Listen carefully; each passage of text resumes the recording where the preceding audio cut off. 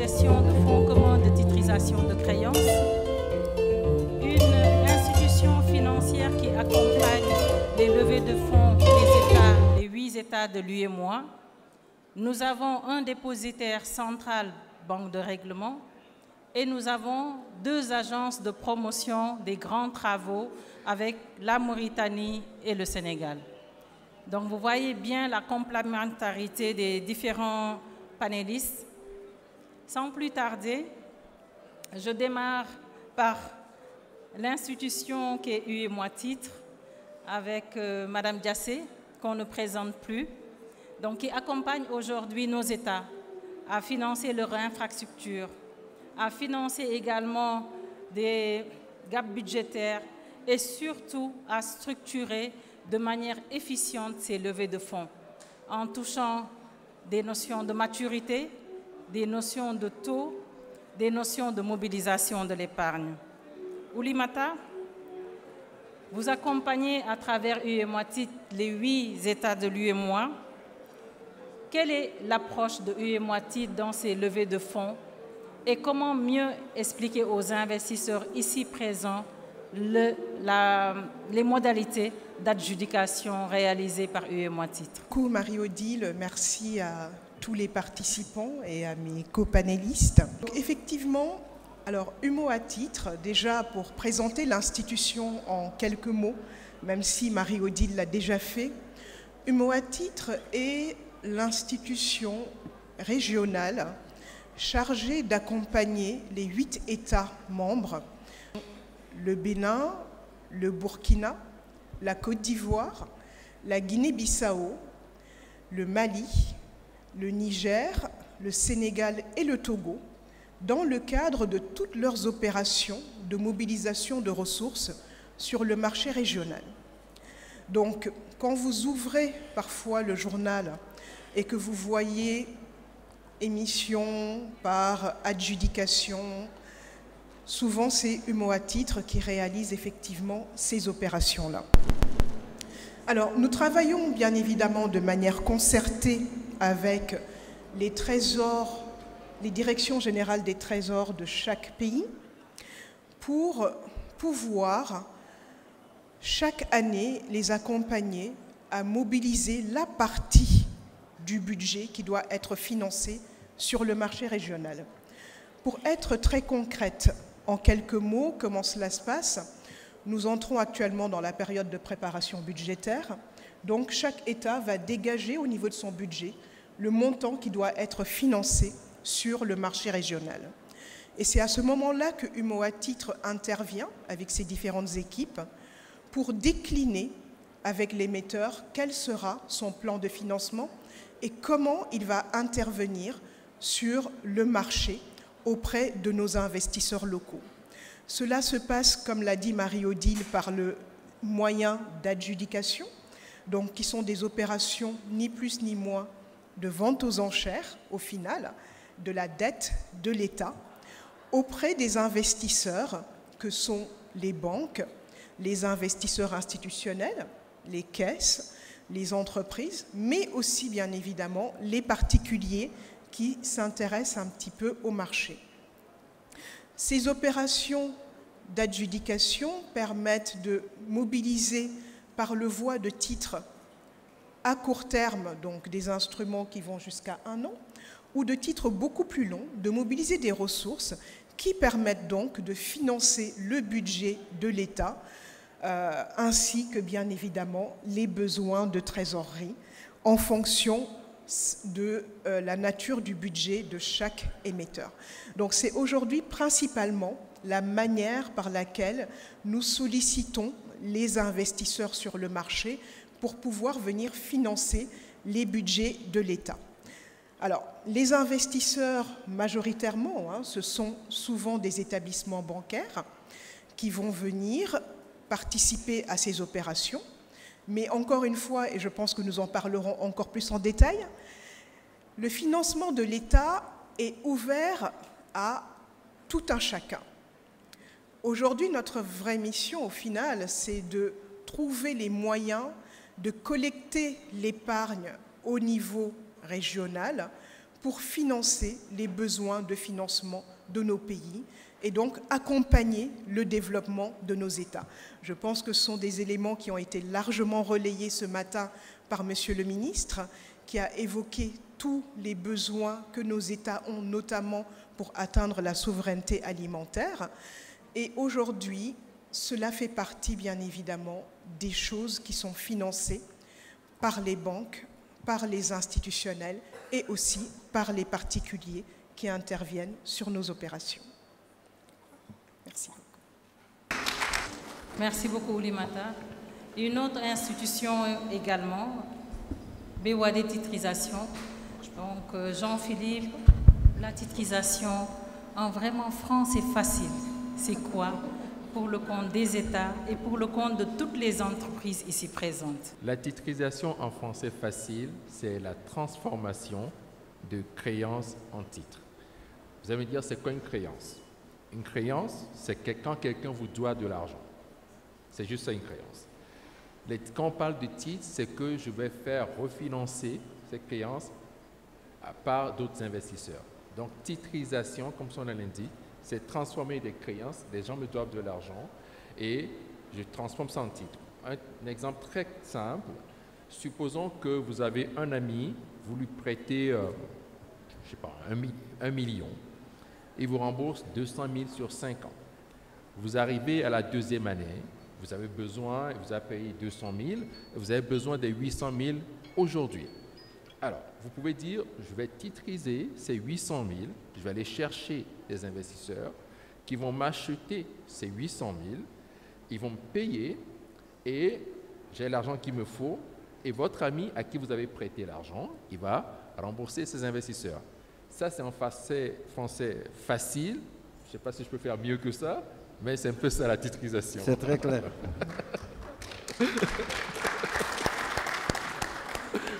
On reviendra là-dessus. Voilà. Nous avons sur ce panel une entreprise qui est là parce que c'est un champion national. Sablux, qu'on ne présente plus, qui est aujourd'hui présente dans plusieurs pays, si je ne m'abuse, au Sénégal, en Guinée-Conakry, en Côte d'Ivoire, et j'ai cru entendre le Burkina tout récemment. C'est ça.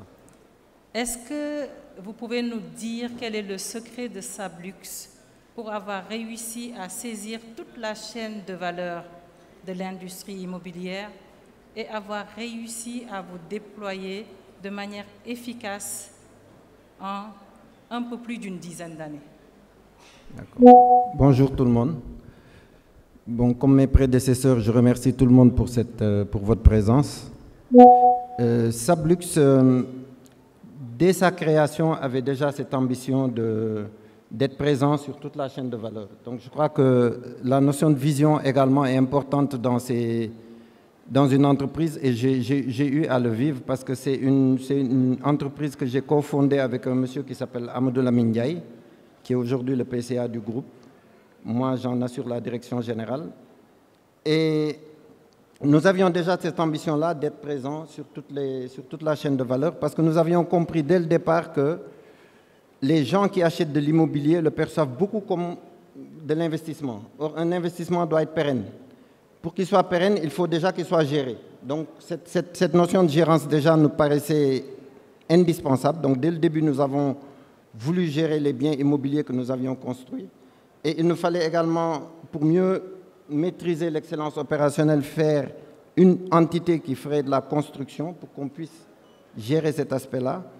Donc, je vais dire, nous existons depuis 15 ans aujourd'hui et les 5 premières années auront permis plus d'être présents sur ces deux domaines-là et de commencer à consolider vraiment la notion de marque. Nous avions la chance également d'avoir pu mettre en place un système assez novateur à l'époque et aujourd'hui qui est devenu plutôt classique, c'est la VFA, la vente en l'état futur d'achèvement, qui a permis de beaucoup développer et de capter beaucoup d'épargne sur ça. Et également de développer ce qu'on appelait les partenariats. En fait, ce qu'on faisait, c'est qu'on vient, on trouve quelqu'un qui a du foncier, il nous donne le foncier, donc ce qui nous évitait de faire du cash-out, et en contrepartie, nous lui remboursions des biens immobiliers.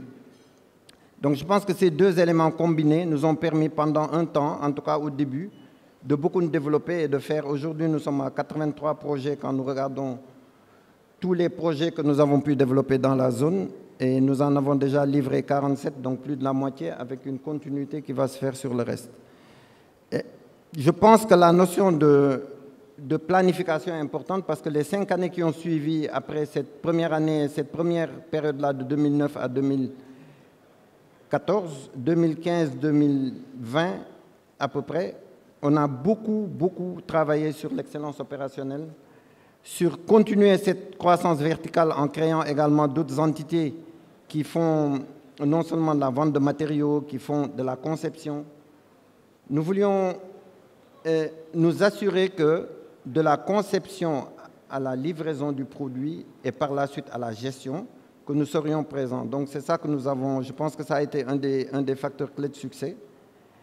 Et à partir de 2020, pour les 5 années qui ont suivi, nous avons estimé qu'il était important d'être présent dans d'autres pays parce que notre marché devenait de plus en plus étriqué et avec beaucoup de concurrence, ce qui est très bien d'ailleurs, mais il nous a semblé utile d'aller dans d'autres pays. Donc on a commencé par la Guinée. Moi j'ai visité la Guinée, je me rappelle, j'ai vu toutes les boutiques qui s'appelaient Souleymane Diallo ou Mamadou Diallo. Je me suis dit, bon, pour quelqu'un qui s'appelle Souleymane Diallo, tu peux aller en Guinée. Donc ça a beaucoup facilité, je pense, l'introduction. Ils pensent tous que je suis guinéen d'origine, donc j'ai été très bien accueilli en plus. Et en plus, il n'y avait pas d'acteurs sur notre domaine, donc ça a permis également de croître assez rapidement. Et l'année dernière, on a ouvert la Côte d'Ivoire également, mais surtout en association avec le groupe Sounou. Et ça aussi, c'est quelque chose d'important. Il faudra que nous, les Africains, qu'on apprenne plus à aller ensemble parce qu'ils ont beaucoup de fonciers, ce sont des spécialistes du financement, donc ça nous a aidés. Et en plus, c'est des gens c'est un groupe qui a déjà une vraie expertise étant présent dans 17 pays. On a appris avec eux comment la notion de gouvernance, comment mieux structurer des projets immobiliers sur le plan financier, etc. Et le Burkina, c'est récent, donc on va s'installer là-bas. On est en train de nous installer actuellement. Et j'avoue que également là-bas, le groupe Coris nous a beaucoup encouragés à venir en nous disant qu'ils ont du foncier et qu'ils vont nous accompagner. Et je pense que ça aussi, c'est bénéficier de l'expérience de quelqu'un qui est présent dans 10 pays et qui a une vraie expérience là-dessus. Donc, nous pourrons peut-être parler plus tard de la suite, mais nous avons une vraie ambition pour les années à venir d'être présents dans tout l'UEMOA naturellement, en Mauritanie, en Gambie, dans d'autres pays. Et il est clair également que l'industrialisation est devenue aujourd'hui un vrai défi, parce que nous importons beaucoup de choses, comme l'avait dit tout à l'heure Monsieur le ministre, et je pense que nous gagnerions également dans notre secteur à créer beaucoup d'unités qui vont faire des choses localement. Oui, merci beaucoup Stéphane. Merci. Je pense en écoutant le succès de Sablux, on entend beaucoup de choses. La maîtrise d'une chaîne de valeur, une expansion géographique, pas n'importe comment, avec des partenaires de taille. On a entendu Sablux s'associer à Sounou, des perspectives de s'associer au groupe Coris, pour montrer un peu cette synergie qu'on recherche aujourd'hui à travers ce format de forum. En parlant d'immobilier, on parle de foncier. Tout à l'heure, le ministre a énormément parlé de son domaine d'activité, l'agriculture. Donc, il est question aussi de terre. On a ici un dépositaire central qui, dans ses métiers également, travaille sur des projets de délivrance de récépissés fonciers. Quand on parle de foncier, il y a un point crucial, c'est la sécurité et surtout la possibilité de pouvoir obtenir une conservation qui en assure la conformité. Monsieur Diouf, est-ce que vous pouvez développer sur ces métiers spécifiques du dépositaire central? Merci beaucoup, Madame Sen. Permettez-moi d'abord, avant de commencer, de parler un peu de c'est quoi un dépositaire central. C'est vrai qu'on en parle depuis ce matin, mais il est important de savoir que Dans un marché financier, il y a toujours deux structures, disons trois. Vous avez le régulateur qui s'assure qu'on respecte la réglementation. Vous avez la bourse où il y a des échanges et vous avez un dépositaire central. Alors, le dépositaire central, son rôle, c'est de rassurer tout le monde. Alors, sur tous les marchés qui fonctionnent, vous avez un dépositaire central. Mais on n'entend jamais parler de lui. Pour une simple raison, l'argent n'a pas besoin de bruit. Vous avez entendu un peu les chiffres. On est à plus de 20 900 milliards de conservation. Vous allez à Paris, vous avez Euroclear, mais personne n'entend parler de Euroclear. Vous allez en Afrique du Sud, vous avez Strat, mais personne n'entend parler de Strat. Vous allez au Maroc, vous avez la bourse de Casa, mais il y a Maroclear, ainsi de suite. Et nous, dans la région, on a également adopté ce standard. On a un dépositaire central dont le rôle principal est de rassurer. Pour reprendre un peu l'exposé d'Oulimata, de Jean-Philippe et de Diallo, une fois qu'il a émis lui, il faut que les titres qu'il a émis soient gardés. Une fois que les États ont émis, il faut que les titres soient gardés. Là, on a deux dépositaires centraux. Et sur le domaine foncier également. Bon, pour l'instant, on n'a pas développé cet aspect du registre, puisqu'on a un cadastre qui fonctionne. Mais si vous allez en Inde, vous avez un dépositaire central qui s'occupe des titres fonciers. Vous pouvez aller plus loin, prendre les diplômes, il peut s'assurer de la conservation. L'idée derrière ça, c'est de rassurer l'investisseur ou le propriétaire de l'actif. Et c'est là le rôle principal du dépositaire central. Il s'assure que celui qui achète, que ce soit un titre foncier ou un actif financier, puisse les recevoir. Parce que historiquement, les titres financiers étaient sous format papier, ils pouvaient disparaître, être modifiés. Donc avec l'évolution du temps et l'expérience des marchés, les dépositaires centraux sont nés. Donc notre métier principal, c'est la conservation. Créé en 1996, démarré nos opérations en 1998. Nous avons toutes les GIE qui sont nos adhérents, donc c'est nos principaux clients. Vous avez les banques tenant de compte, il y en a 12. Et on gère à peu près 267 instruments financiers, marché actions et marché obligataire. Et donc on s'assure que quand il y a une transaction, qu'elle soit sur du foncier, sur des récépissés d'entreposage, peut-être qu'on va y revenir, on s'assure que celui qui acquiert la propriété a sa véritable propriété et les paiements sont effectués. Donc pour reprendre maintenant notre rôle depuis 1998, on est dépositaire central de la Bourse régionale, donc toutes les transactions, vous avez ici, vous avez Sonatel qui est coté, la BOA est cotée, Sénégal, vous avez aussi Total qui sont cotés. Quand les acteurs achètent ou vendent, on s'assure que celui qui a acheté a reçu, celui qui a vendu a effectivement reçu son argent.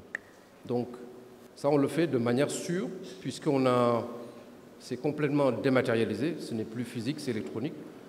Et nous avons adopté un système de règlement standardisé de T+3. Et tantôt, dans mon discours, je parlais de glissement vers un T+2 pour permettre aux investisseurs ou ceux qui sont propriétaires de rentrer dans le meilleur délai dans leurs actifs ou cash. Voilà globalement, Madame Sen, ce que je voulais dire, en attendant qu'on revienne sur les points relevés par Monsieur le ministre concernant qu'est-ce qu'on peut faire concrètement pour le secteur de l'agricole. Merci. Merci beaucoup. Merci, Birahim. Madame Lam, Lamine, tu me permettras de démarrer par la Mauritanie. Donc, on a beaucoup parlé ce matin de la souveraineté alimentaire.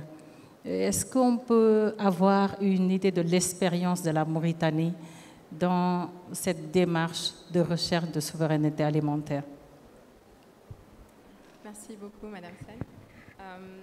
C'est vrai que le ministre l'a mentionné ce matin, c'est un sujet d'actualité. On a parlé des importations en Afrique, le fait que le continent importe près de 70% de ses besoins. Donc, le cas de la Mauritanie, qui est un pays qui est assez désertique, on a des enjeux climatiques, donc environnementaux. La question de développement agricole est au cœur de la stratégie du ministère de l'Agriculture, mais du président de la République également, qui en a fait un secteur prioritaire. D'ailleurs, c'est un des secteurs que nous, au niveau de l'agence, on promeut en priorité.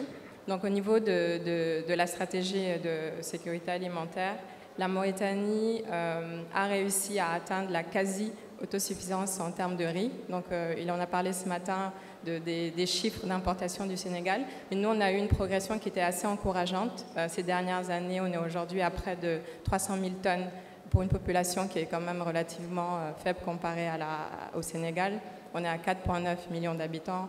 Et ces dernières années, on a quand même vu une progression qui était assez intéressante. Donc on est proche aujourd'hui de l'autosuffisance en termes de riz, qui est vraiment la denrée, une des denrées les plus consommées. Mais on reste quand même très dépendant de l'extérieur pour les céréales, notamment le blé et autres, fruits et légumes notamment, qu'on importe beaucoup des voisins du Nord.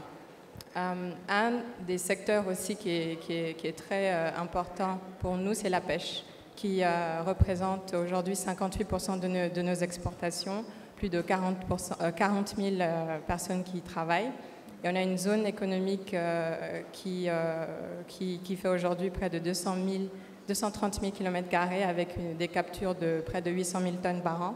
Donc un potentiel qui est vraiment très élevé, mais on n'arrive pas à vraiment capitaliser sur la transformation locale, donc pour créer plus de valeur.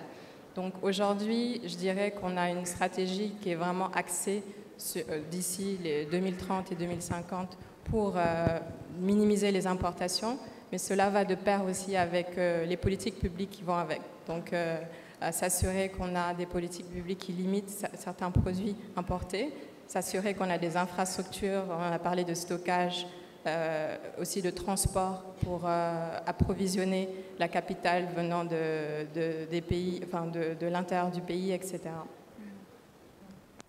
Merci beaucoup.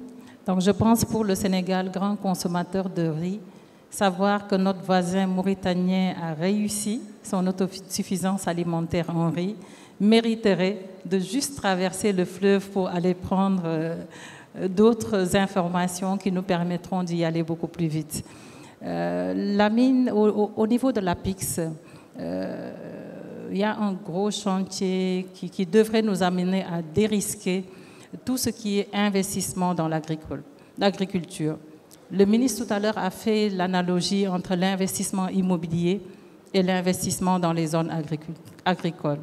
Qu'est-ce que vous pouvez nous dire pour rassurer les investisseurs ici présents quant à la prise en charge par l'APIX de cette notion de dérisquage, de dérisque, pour leur permettre vraiment d'y aller davantage et de pouvoir investir beaucoup plus dans le domaine agricole? Merci Madame Sen. Permettez-moi tout d'abord de vous transmettre les salutations de notre directeur général qui devait être là, mais qui est actuellement en mission hors du pays. Je pense que la question elle est essentielle. Nous pensons que nous devons de plus en plus adopter pour l'agriculture plus une démarche d'investissement privé. On doit considérer à la fois que ce soit l'agriculteur ou les gros agrobusiness comme des investisseurs. Donc ça veut dire quoi? Il faut leur rassurer, leur donner des informations qui permettent en premier lieu de s'assurer qu'un franc mis va apporter X francs. Donc en termes de retour à l'investissement comme tout bien immobilier. Et ça pose un certain nombre de défis dans notre pays. Je pense qu'aujourd'hui, on a moins de 10% de nos agriculteurs qui détiennent des titres. Ce qui est injuste, on est plus dans une possession contemplative. On utilise des terres qu'on n'arrive pas à prouver la possession. Donc aujourd'hui, du point de vue du travail, l'État du Sénégal a inscrit un processus global qui a démarré déjà avec la facilité qui est accordée au niveau du domaine de l'État pour que ce qu'on appelle les possessions communautaires collectives soient inscrites au livre foncier. Ici, on a à peu près ici un mixing qu'on doit avoir du fait qu'on a une option OHADA en termes de réglementation. Avec notre réglementation nationale, il y a un complément qu'on doit faire pour que ces biens aujourd'hui qui sont dans le livre foncier soient reconnus comme des biens qui peuvent être échangeables. Ça, c'est le premier niveau parce qu'il faut démontrer d'abord que la possession appartient à quelqu'un et pouvoir le vérifier. Ça, c'est un des premiers aspects qu'on doit gérer. Le deuxième niveau d'aspect, il est important aujourd'hui avec les séries d'agripreneurs qui existent, avec toute la technologie qui existe, de pouvoir produire de l'information qui est vérifiable. et retraçable. Et aujourd'hui, nous sommes en train de travailler aujourd'hui en termes de facilitation d'investissement pour qu'on puisse, par des données et par des évidences, montrer que sur 2 hectares, si vous mettez, voilà les recettes et voilà, c'est quelque chose qui continue. Aujourd'hui, ce dérisking sur l'information, c'est quelque chose qui a démarré et nous avons commencé à travailler, à conceptualiser ce qu'on a appelé les zones d'aménagement pour les investissements. Et ça va permettre quoi aujourd'hui? C'est qu'on va permettre à des joint ventures entre des petits producteurs et des gens qui ont de l'argent de pouvoir travailler dans des espaces qui sont déjà identifiés, des espaces qui sont préaménagés avec l'apport des CDC. Donc ça permet aujourd'hui de lever toute la contrainte foncière, mais aussi de lever toute la contrainte d'aménagement. Parce qu'aujourd'hui, ce qui rend pénible l'investissement agricole, surtout pour les petits producteurs, c'est le niveau d'aménagement. Souvent, on dit que l'eau est là, mais l'eau n'est pas maîtrisée. Donc la problématique, il faut qu'on arrive à maîtriser l'eau.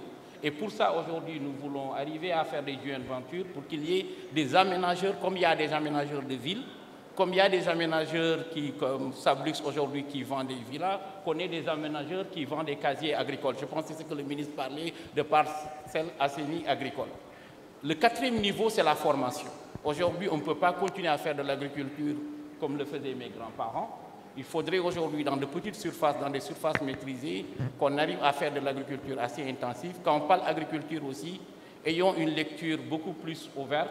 C'est à la fois de l'aquaculture, c'est à la fois de la pisciculture, c'est à la fois aussi des fermes agricoles. Et c'est ça qui fera que le revenu de l'agriculteur sera supérieur au revenu, souvent je compare, de celui qui lave une voiture à la place de l'indépendance. Parce qu'aujourd'hui, la main-d'œuvre sénégalaise se retrouve en ville à laver des voitures, à vendre du café Touba. Si on inverse les processus, on verra que l'inverse de la migration se fera. Merci beaucoup. C'est bien d'ailleurs de nous rappeler les 3 F du ministre de l'Agriculture qui démarre par la formation. La formalisation, l'APIC s'en occupe et j'imagine l'APIM fait pareil. Maintenant, il faut attaquer le point concernant le financement. Je pense pour aborder ce point, je passe la parole à Sablux qui va nous partager son expérience de levée de fonds. Comment Sablux a réussi à financer tous ces projets? Vous avez parlé de la VEFA. En plus de la VEFA, quels ont été les concours financiers et les perspectives? Oui, essentiellement, ça a été la VEFA durant toutes ces années. Mais il est clair que ça a une limite. La limite, c'est que si nous voulons réellement faire cette expansion sous-régionale et surtout créer de nouveaux centres d'intérêt, parce que nous avons compris aussi que dans les 5 prochaines années, il faut qu'on soit dans une notion de récurrence. Il faut qu'on ait plus de patrimoine et qu'on soit dans de la récurrence. Pour ça, il faudra qu'on lève des fonds. Et le schéma de VEFA, évidemment, ne convient pas à ça. Les banques également nous ont beaucoup accompagnés dans certains projets, sur des financements classiques, avec un engagement hypothécaire. Mais là aussi, il y a une limite, c'est que si aujourd'hui je veux lever 100 milliards ou 150 milliards, qui sont des montants relativement astronomiques dans notre environnement et qui sont importants, mais qui serait réellement mon vrai besoin par rapport à tout le développement que je veux faire dans le secteur, il faudrait que j'ai des financements alternatifs. Et moi, je suis venu ici parce que ça m'intéresse beaucoup justement d'apprendre en même temps, au-delà de notre propre expérience. Nous travaillons beaucoup avec CGF Bourse depuis quelques années déjà. Et j'en profite d'ailleurs pour dire que ça nous a permis de gagner 5 ans, je vais dire, ou même 10 ans de développement par rapport à tout ce qui concerne les levées de fonds, parce qu'il y a beaucoup de systèmes très innovants qui nous proposent. Il y a les fonds communs de placement qui peuvent financer une partie de l'immobilier.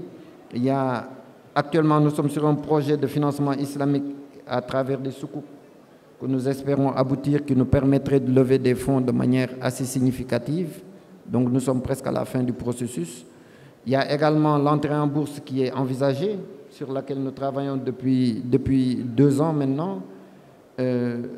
Étant une entreprise, disons, relativement jeune dans ce domaine-là, il nous a fallu améliorer notre excellence opérationnelle, commencer à faire des bilans consolidés, commencer à faire des bilans trimestriels, en fait, apprendre tout le processus parce que c'était pas évident pour nous. Mais ça aussi, c'est un mode de financement assez intéressant que nous sommes en train d'exploiter.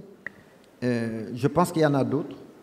Il y en a d'autres. La titrisation dont il vient de parler, je pense que nous ne l'avons pas suffisamment exploitée. Et dans mon domaine, il n'y a pas plus pertinent parce que je vends en VFA. Donc j'ai un client qui vient, qui achète aujourd'hui et je vais lui livrer le bien dans 3 ans. Mon taux de recouvrement est de 100% parce que si tu ne me livres pas, je ne vais pas te donner le bien. Donc mes créances sont généralement sûres. J'ai très peu de clients défaillants et généralement ils sont automatiquement remplacés. Donc la titrisation a tout son sens dans mon domaine. D'autant plus que il y a une vraie visibilité sur les échéances, il y a une vraie visibilité sur les projets puisqu'on a développé justement une excellence opérationnelle qui nous permet de livrer à des dates échues. Moi, je pense que, par exemple, la titrisation... Je pense que vous allez devenir mon meilleur ami à partir d'aujourd'hui. Parce que j'ai tout de suite tilté sur l'utilité et on a des dizaines de milliards en réalité vendus et qui sont en attente de paiement. Et vraiment, votre explication est très simpliste, mais moi, elle m'a permis d'encore mieux comprendre.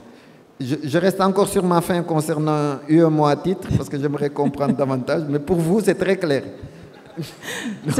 C'est ça, FPI Africa aussi, créer des synergies. Donc je pense que ce n'est pas tombé dans l'oreille d'une sourde. La suite permettra à CGF Bourse de se rapprocher de BOAD Titrisation et d'entamer le prochain projet de titrisation de créances de Sablux. Et je pense que Sablux nous a partagé beaucoup de choses. Le financement bancaire, le financement par equity qui est en cours. Equity, cela veut dire en fonds propres par capital. Le financement également par des fonds communs de placement. Et le financement également par la finance islamique. Donc, je ne pense pas dans la salle, si je devais poser la question, est-ce qu'il y a une autre entreprise qui a touché à tous ces types de financement? Est-ce qu'il y en a une autre dans la salle? Donc, bravo Sablux, je pense qu'il mérite des applaudissements. Merci. Oulimata, je reviens vers toi. Donc, je pense que cette deuxième intervention devrait totalement aider M. Diallo à se situer. Donc, UEMOA-TIT accompagne énormément les levées de fonds des États, notamment pour financer des infrastructures. Quand on parle de financement des infrastructures, évidemment, ça ruisselle au niveau du secteur privé. Le secteur privé gagne des marchés, le pays se développe et on a beaucoup plus d'offres d'emploi. Aujourd'hui, à travers ces levées de fonds, il est beaucoup question d'élargissement de la base des investisseurs. Ces investisseurs sont là. En plus de tous ceux qui sont dans la salle, ceux qui nous suivent en ligne, il faut vraiment que tu arrives à expliquer la nécessité d'aller prendre les titres publics et comment ces investisseurs privés, institutionnels qui nous suivent, doivent davantage suivre ces levées de fonds.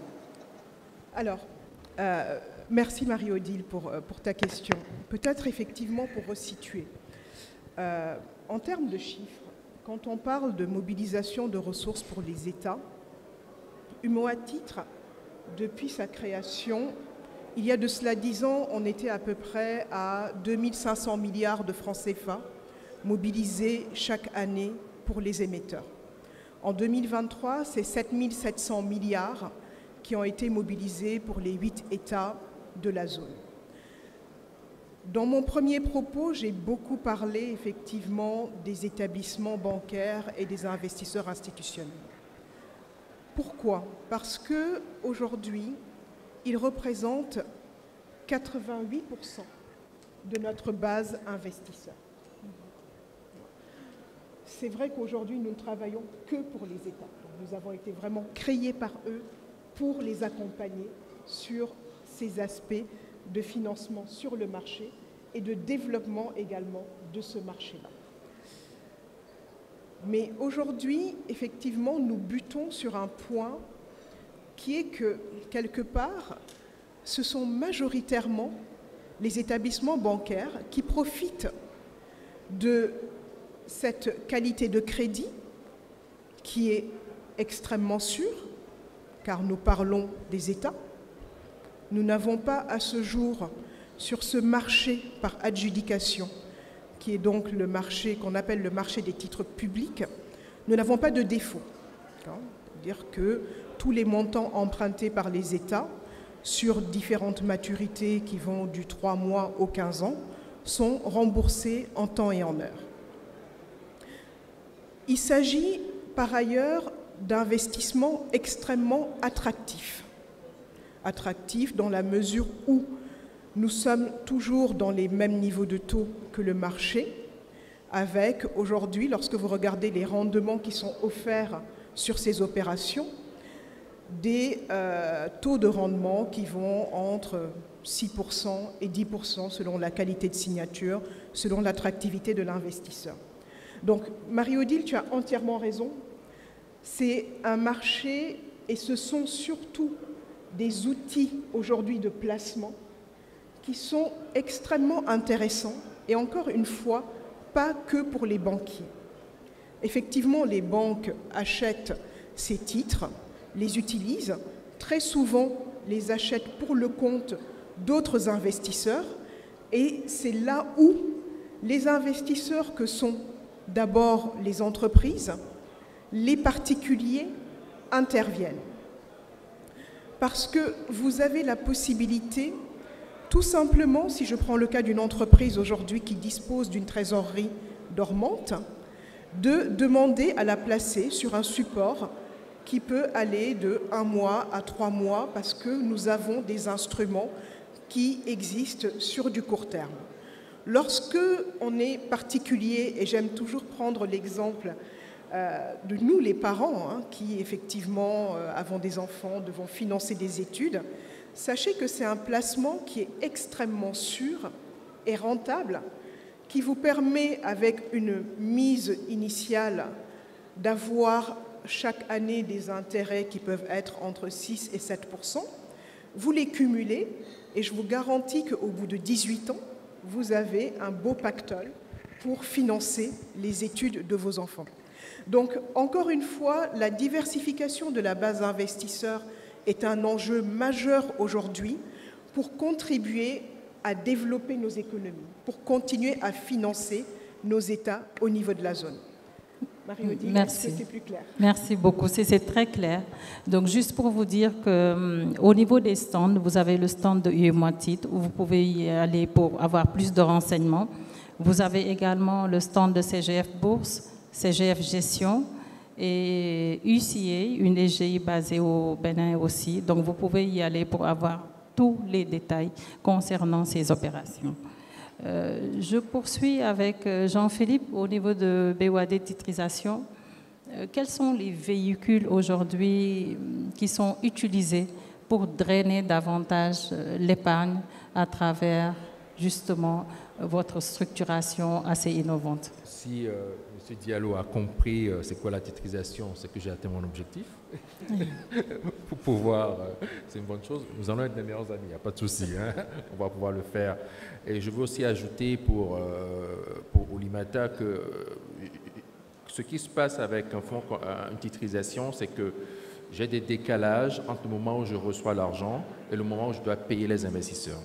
Donc, à cause de cela, je dois placer cet argent.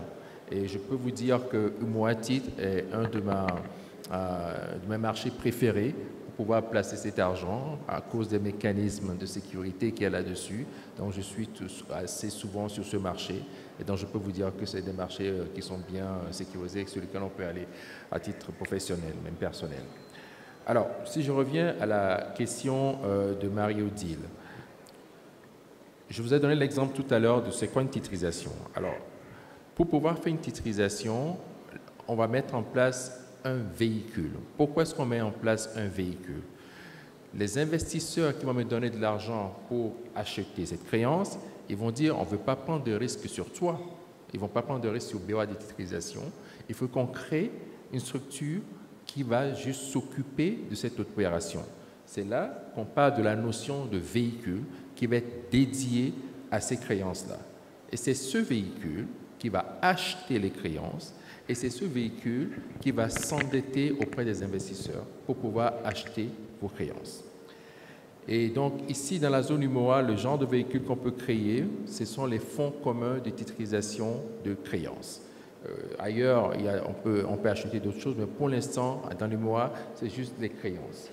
Et maintenant, BOAD titrisation, quel est son rôle dans ce schéma? Nous avons deux rôles principaux. C'est d'abord arranger l'opération, des choses qu'on peut faire avec CGF Bourse, par exemple, pour arranger, organiser les cash flows pour que chacun soit payé en temps et en heure, organiser les différents intervenants. Dans une opération de titrisation, c'est extrêmement réglementé. On a peut-être entre 5 et 10 intervenants dans une opération. Donc, arranger tout cela.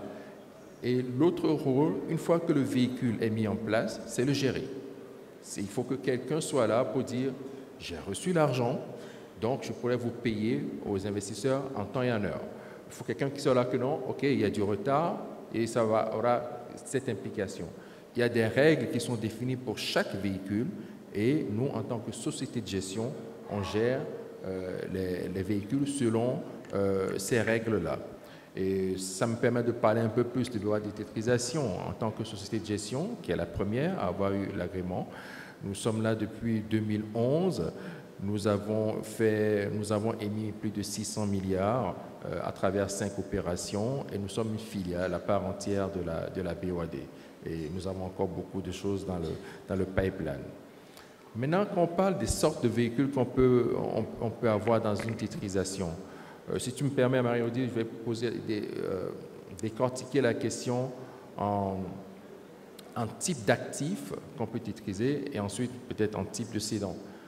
Parce que l'éventail est extrêmement large. Ce dont on a parlé ici, ce sont les banques. Les banques peuvent avoir une créance et puis veulent la titriser. L'exemple dont le ministre a parlé ce matin, c'est quelque chose qui peut très bien se faire. On met en place un véhicule. Ce véhicule va construire l'entrepôt de stockage, va louer, comme l'a dit le ministre. Les banques financent ce véhicule de stockage et ce véhicule et ensuite on titrise ces créances-là. Donc les banques vendent leurs créances à un autre véhicule qu'on met en place qui permet aux banques de sortir de ce risque et de donner le risque aux investisseurs. Donc c'est quelque chose qu'on peut faire. On peut le faire aussi de manière directe avec les loyers où le véhicule achète les loyers qu'on paye sur cet entrepôt-là. Comme le disait le ministre, c'est toujours bon de louer avant de construire. Donc tout ça est préparé à l'avance avant de pouvoir construire. Donc c'est des choses qu'on peut faire de manière directe au niveau des banques. On a aussi d'autres sortes d'institutions financières, les compagnies d'assurance qui ont des primes, qui sont des créances qu'elles reçoivent sur une période plus ou moins longue, elles peuvent les titriser. On a aussi tout ce qui est fonds de garantie, tout ce qui est microfinance, qui vont aussi recevoir des créances. Nous avons les corporates aussi. L'exemple de la VFA, c'est un corporate qui a des créances de VFA. Les gens savent à quelle échéance ils vont recevoir l'argent, donc ça peut être parfaitement titrisé pour recevoir cet argent et pouvoir avancer. Mais il peut y avoir d'autres créances commerciales avec soit l'État ou bien d'autres genres de débiteurs. Le secteur public aussi peut titriser. Les redevances, ce sont des créances que des acteurs économiques doivent payer. Donc, l'État peut décider de titriser une partie des redevances qu'elle reçoit. Ça peut être même des impôts qu'on peut titriser. On peut avoir aussi le secteur public et on peut avoir aussi les infrastructures qu'on peut titriser. Et donc, maintenant, ça, en termes de cédants, voici un peu le panorama. Donc, il y a les banques, il y a les corporates, il y a le secteur public et il y a aussi les autres types d'institutions financières qui peuvent titriser. Maintenant, qu'est-ce qui peut être titrisé? Il y a la créance bancaire. En réalité, tout ce pour lequel on peut estimer les cash flows dans l'avenir peut être titrisé. Si je peux estimer le cash flow que vous allez recevoir, je peux titriser ça. Si je ne peux pas l'estimer, c'est un peu plus compliqué. Donc là, je vais aller rapidement, mais bon, il y a tout ce qu'il y a comme créance bancaire, que ce soit souveraine ou pas, il y a tout ce qu'il y a comme créance des crédits de consommation. Au niveau de l'immobilier, ça peut être des locations, les VFA qu'on peut titриser. Au niveau des corporates. Je peux continuer, en fait, juste rappeler aux participants une innovation de taille que les organisateurs ont mis en place, c'est que tous ces panélistes pourront vous recevoir en entretien après le panel. Donc, vous vous rapprochez des hôtesses, vous vous inscrivez.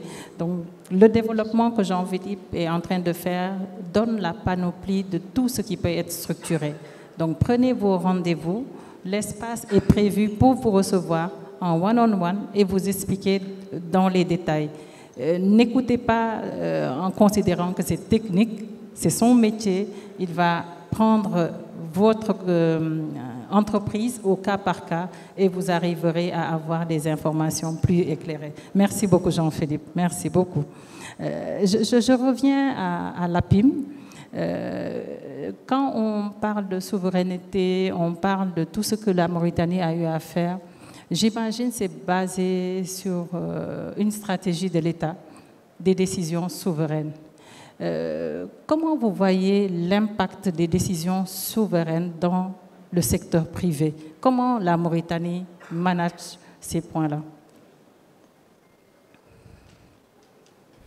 En effet, je peux donner l'exemple et l'expérience de l'agence qui est considérée comme le pont entre le secteur privé et le secteur public. Donc, à notre niveau, il y a évidemment des politiques publiques, des décisions souveraines gouvernementales qui nous impactent directement, mais qui impactent du coup le secteur privé. Donc, ces investisseurs que nous accompagnons et pour lesquels nous facilitons les investissements au quotidien. Donc, je dirais dans un premier temps le cadre macroéconomique. Donc, quand on parle de financement des entreprises, financement des PME, les garanties, le fonds de garantie, c'est vraiment des éléments qui reviennent tout le temps. On essaie d'orienter au maximum, enfin du mieux comme bon en tout cas, les investisseurs qui sont parfois en recherche de financement. Et récemment, par exemple, la Banque centrale a mis en place ce fonds de garantie pour aider les banques à mieux appuyer les PME notamment, parce qu'elles se plaignaient toujours des mêmes problématiques. Donc, indirectement, par exemple, les taux d'inflation, les réglementations de la Banque centrale impactent ces banques qui impactent la capacité de financement de ce secteur privé. Au niveau du cadre réglementaire, par exemple, nous, au niveau de l'agence, on a le Code des investissements, qui est la loi, le cadre légal qu'on utilise pour accompagner les investisseurs. Et là, ça impacte directement le cadre fiscal, donc les avantages, les incitations à l'investissement, les taxes douanières, le taux d'imposition évidemment qui impacte au final le bottom line de l'entrepreneur. Donc toutes ces politiques publiques, je dirais, ça impacte directement et indirectement le secteur privé. Je dirais aussi au niveau du cadre du commerce international. C'est aussi un élément qu'on regarde parce que nous, on essaie de faire le plaidoyer pour faciliter la vie à l'investisseur. Donc parfois, on a certaines restrictions au niveau du commerce transfrontalier, par exemple, au niveau de certains accords de libre-échange auxquels on est membre ou parfois pas, qui ont un effet sur l'attractivité du pays, mais aussi l'appétit de l'investisseur à investir chez nous. Donc en tant qu'agence, on a ce rôle de plaidoyer au niveau des politiques, au niveau des décideurs, pour essayer de proposer des réformes pour faciliter ce climat des affaires, faciliter les investissements. Donc évidemment, ça a un impact très profond sur l'attraction du pays, dans un premier temps, mais aussi le bottom line de l'investisseur, et c'est ce qu'il regarde avant d'entrer dans un pays, évidemment. Le ministre a énormément insisté sur le déficit de centres de stockage au niveau du Sénégal. Est-ce que l'APIX a commencé à travailler sur cela? Et qu'est-ce que vous pouvez dire aux investisseurs dans le développement de zones dédiées? On avait l'habitude d'entendre de zones franches. Maintenant, l'APIX parle de zones dédiées. Qu'est-ce que vous pouvez nous dire pour nous éclairer dans cette nouvelle démarche pour que les investisseurs puissent saisir ces opportunités dans les zones dédiées? Vous savez, notre métier premier, c'est de créer des opportunités. Et produire, c'est une chose, c'est important. Et je pense que la mission essentielle que le ministre de l'Agriculture va essayer de faire, c'est d'augmenter autant que peut les productions. Donc nous voulons que le schéma qui permet aujourd'hui d'assurer la connectivité, d'assurer la commercialisation et d'assurer le commerce soit essentiellement pris par des privés. Et je pense que c'est important. Et l'État du Sénégal, depuis 2019, a mis en place une régulation aujourd'hui qui permet au Sénégal, il y a tout le système de récépissé d'entrepôt, le cadre régulatoire aujourd'hui existe. Il y a aussi un organe qui est censé animer ça. Il y a même aujourd'hui des banques qui se sont engagées dans ce processus, dans la phase pilote. Mais nous voulons aujourd'hui passer à l'échelle. Passer à l'échelle, c'est d'abord avoir une cartographie de la plateforme logistique. Aujourd'hui, il y a plein de LUMO qui se passent, de marchés hebdomadaires qui ne sont pas cartographiés. Nous voulons arriver aujourd'hui à les cartographier, à montrer comment l'information passe, mais aussi nous voulons aujourd'hui, quand on prend un marché comme Diaobé, que ça se traduit économiquement dans nos chiffres, que ça se traduit économiquement en termes de dynamique. Aujourd'hui, l'État a fait les premiers niveaux d'investissement en termes de stockage, mais nous voulons aller beaucoup plus. Et aujourd'hui, comme le ministère de l'Agriculture a parlé, on est en train de structurer 40 projets. Et ça veut dire 40 projets, c'est 40 possibilités d'investissement sur lesquelles ça peut aller d'un hangar qui vaut 6 milliards, je pense que c'est ce que le ministre a le plus parlé, que des hangars de post-production, de pré-production qui sont autour de 10 000 à 20 000 $, donc entre 10 millions et 20 millions. Donc ça veut dire qu'on peut segmenter et nous avons à peu près presque 1000 points qu'on peut structurer. Et aujourd'hui, ce qu'on inviterait les investisseurs qui sont là, nous allons rester ici, il y a des collègues, on va s'approcher. Il y a un travail qui est déjà fait, c'est d'abord étudier les projets, les convaincre que sur ces projets, un franc mis rapporte de l'argent, et maintenant aussi donner une visibilité sur le long terme, parce qu'aujourd'hui le cadre réglementaire permet, que ce soit par des lettres voitures ou par les récépissés d'entrepôt, de se faire refinancer. Et je pense que les collègues en ont parlé. Beaucoup Lamine, et je félicite mes éminents panélistes, vous avez été brillants.